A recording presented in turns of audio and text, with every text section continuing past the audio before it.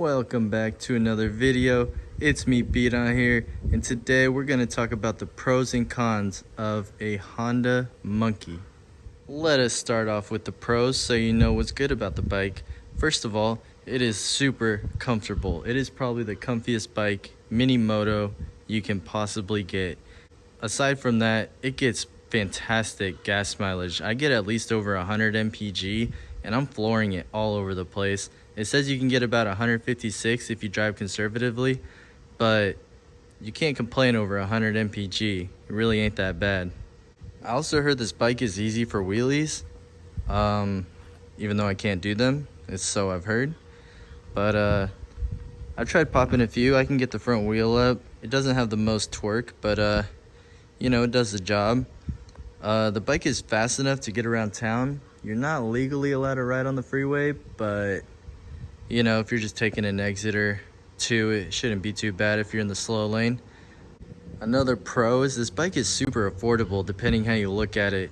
The bike does come with dual shocks in the rear, as opposed to the Honda Grom, it only has one, so going over bumps is an ease with this bike. You can't even feel you're going over them. That just adds to the comfort of the whole bike, along with the fat banana seat it has on it. Switching over to the cons, yet it is affordable, but at the same time it is pricey. I think this bike was around $4,700 out the door, and I got 5 years extended warranty for it, so all that stuff does add up.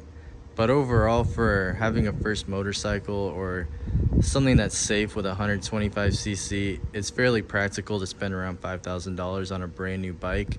This is a 2023 Honda Monkey, and it is just a blast to ride around town. Another con about the Mini Moto is you can't go on the freeway, but like I said, if you're just taking an exit, you should be fine.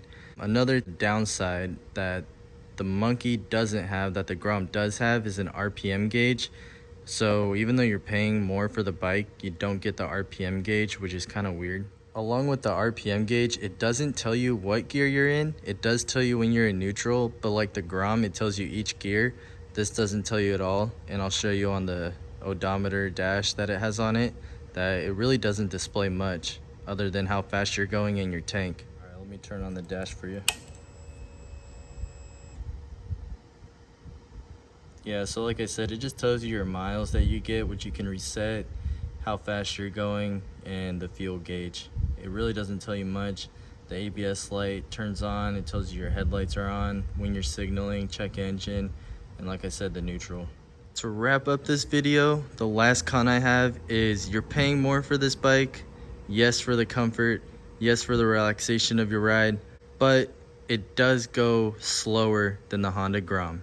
And I don't know why. They have the same engine. This might weigh a bit more, but frankly, it's kind of odd, and you're paying more for a slower bike. So it just comes down to whether you want to go a bit faster and keep up with your friends, or if you're just riding for comfort. But overall, it is a fantastic bike, and I highly recommend you get one. And if you enjoyed the video, leave a like, subscribe, and comment down below what types of videos you'd like to see next. Peace out.